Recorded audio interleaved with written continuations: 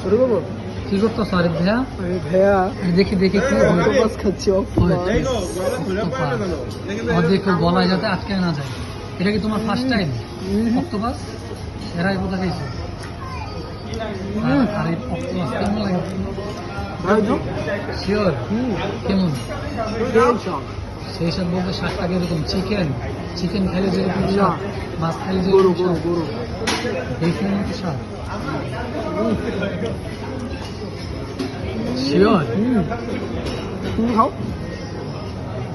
আমি অক্টোপাস খাই। আরে বোকা ভিডিও তুমি খাও, আমি দেখি।